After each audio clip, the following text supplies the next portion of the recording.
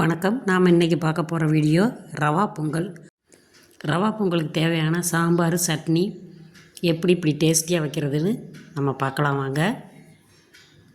முதல்ல கமகமுன்னு வாசத்தோட சாம்பார் செய்கிறத பார்த்துடலாம். இப்போ அதுக்கு ஒரு குக்கர் அடுப்பில் வச்சுருக்கேன். 2 ஸ்பூன் எண்ணெய் சேர்த்து 1 ஸ்பூன் நெய் சேர்த்துருக்கேன். இதில் கடுகு உளுந்தம் பருப்பு, வெந்தயம், சீரகம் எல்லாத்துலேயும் ஒவ்வொரு ஸ்பூன் சேர்த்து ஒரு பச்சை மிளகா, ஒரு வரமிளகா சேர்த்துட்டு ஒரு கைப்பிடி அளவுக்கு கருவேப்பிலை, கொத்தமல்லி சேர்த்து பெரிய வெங்காயம், ஒரு பெரிய வெங்காயமாக பொடி பொடியாக கட் பண்ணதே அதையும் சேர்த்து நல்லா வதக்கிடலாம். அதுக்கப்புறம் ஒரு தக்காளி பழம், பெரிய தக்காளி பழம் ஒன்றை கட் பண்ணி அதையும் சேர்த்து நல்லா வதக்கங்க. இது பச்சை வாசனை போகிற அளவுக்கு நம்ம வதக்கலாம். வதக்கிட்டு ஒரு கேரட்டு, ஒரு கீத்து வெள்ளை பூசணியை பொடியாக கட் பண்ணி அதையும் சேர்த்து நல்லா வதக்கலாம்.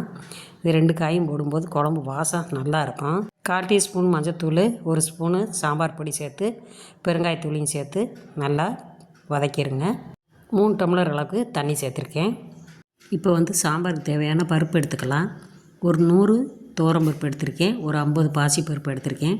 இது 2ஐயும் நல்லா 4-5 தடவை கழுவி விட்டுட்டு இப்போ இதை காயோடு சேர்த்து போட்டு குக்கர் மூடியை போட்டு மூடிடலாம். ஒரு 3 விசில் விட்டு எடுத்துக்கங்களாம். 3 விசில் வந்துருச்சு. இப்போ பாருங்கள், சாம்பார் ரெடி ஆயிடுச்சு. இதில் கொஞ்சமாக புளி தண்ணி கரைச்சி ஊற்றிக்கலாம். புளி தண்ணியை கரைச்சி ஊற்றிட்டு சாம்பார் கெட்டியாக இருக்குது, தேவையான அளவுக்கு கொஞ்சம் தண்ணி சேர்த்துட்டு நல்லா கொதிக்க விட்டு இறக்கி வச்சிடலாம். சாம்பார் ரெடி ஆயிடுச்சு. ரவா பொங்கல் எப்படி செய்கிறதுன்னு பார்த்துடலாம். அதுக்கு ஒரு கடாய் அடுப்பில் வச்சு 2 ஸ்பூனு எண்ணெய் சேர்த்துருக்கேன், ஒரு 1.5 ஸ்பூனு நெய் சேர்த்துருக்கேன். நெய் நல்லா காஞ்செண்ணெய், 1 ஸ்பூன் மிளகு, 1 ஸ்பூன் சீரகம் போட்டு அதை பொரிஞ்சதும் ஒரு பெரிய வெங்காயம் கட் பண்ணி அதையும் சேர்த்துக்கலாம். அது நல்லா பொரிஞ்சதும் கொஞ்சம் கருவேப்பிலை சேர்த்து நல்லா வதக்கி விட்டுருங்க. பொன்னிறமாக ஆகிற வரைக்கும் வதக்கலாம். இப்போ பாசிப்பருப்பு, மஞ்சத்தூள் சேர்த்து நான் வேக வச்சுருந்தேன், அதையும் சேர்த்து நம்ம வதக்கிடலாம்.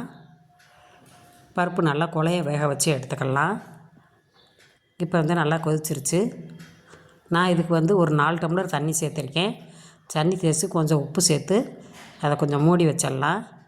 இந்த அளவுக்கு கொதித்து வந்தோடனே நான் வறுத்த ரவை, வறுக்காத ரவை எதாக இருந்தாலும் பரவாயில்ல, நம்ம அதில் சேர்த்துக்கலாம். நான் ஏற்கனவே ரவையை வறுத்து தான் வச்சுருந்தேன். கொஞ்சம் கொஞ்சமாக போட்டு நம்ம இதை கிளறி விட்டுருவோம். கெட்டிப்படாமல் கிளறணும்.